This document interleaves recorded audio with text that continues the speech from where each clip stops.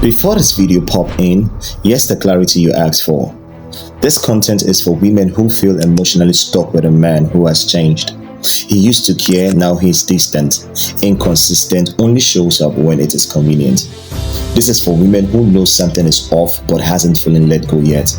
The exact problem or pain point is that you are still emotionally attached to someone who no longer values you the same way.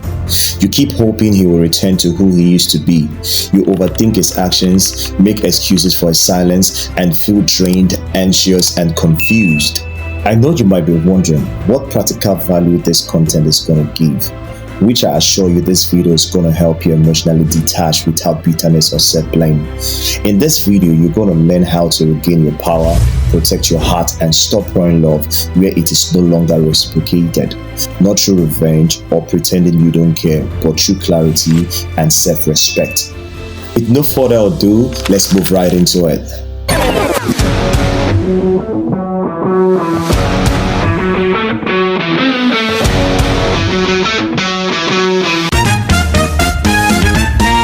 Let me say this gently but clearly. If a man wanted to value you, you wouldn't be watching this video right now. And if that sentence hit your chest, stay right there with me. This video is not about hating him. It is not about pretending you never cared. It is about learning how to emotionally detach from a man who already detached from you, but forgot to tell you. Because the truth is, emotional detachment without emotional safety will slowly break you. And many women stay stuck, not because they are weak, but because they are loyal to memories, potential, and promises that no longer exist. Now let's talk about how to let go without losing yourself. Number one, the painful realization. At some point, something shifted. Maybe he stopped checking in, maybe the effort became one-sided, maybe you're always explaining your feelings and he's always dismissing them. And deep down, you know the sentence already. He doesn't value me the way he used to. But instead of accepting it, you ask yourself questions like, did I change? Am I asking for too much? Should I be more patient? But here's the truth most people avoid. You see, when someone values you, you don't have to convince them to show it. Value shows up. Value is consistent. Value doesn't make you feel anxious all the time. Number two, why emotional detachment feels so hard. Detaching is hard because you're not just letting go of a person, but rather you're letting go of the version of him you fell in love with, the future you imagined, the effort you already invested, the hope that maybe this guy is going to change. And hope is very powerful, but in this case, hope keeps people stuck longer than pain ever will. But here's the hard question I want you to sit with. Are you holding on because you love him, or because you're afraid of starting all over again? Be honest with yourself and answer this question.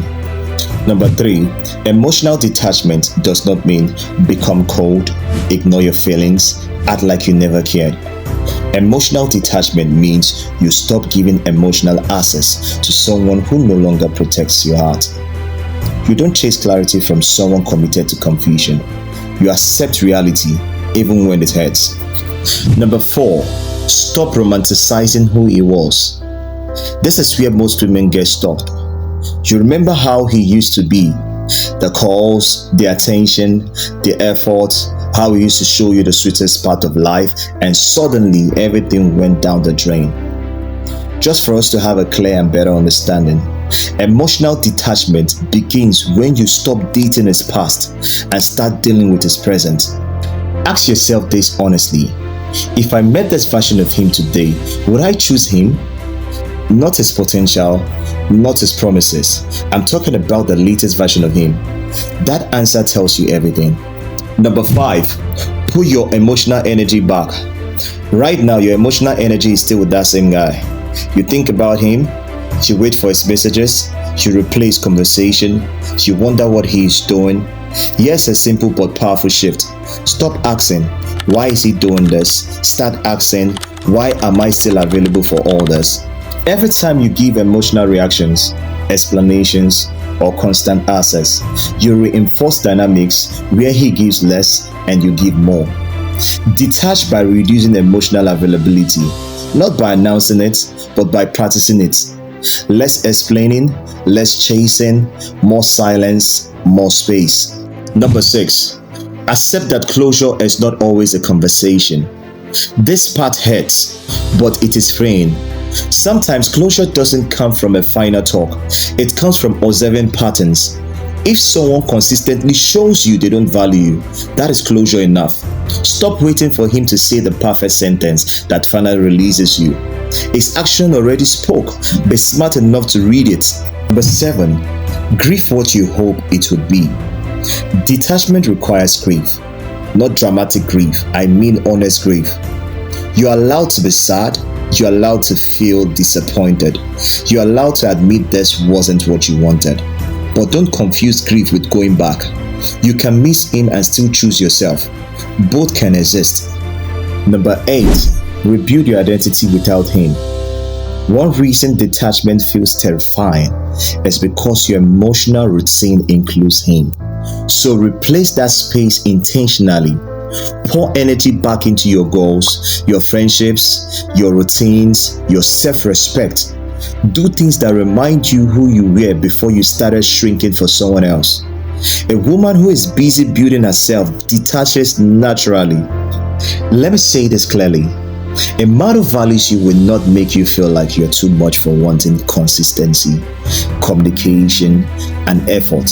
You're not difficult, you're not needy, you're only responding to emotional neglect.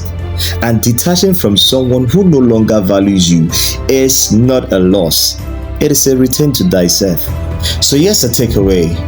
You don't detach by force, you detach by clarity, by choosing peace over potential, by choosing self-respect over emotional breadcrumbs.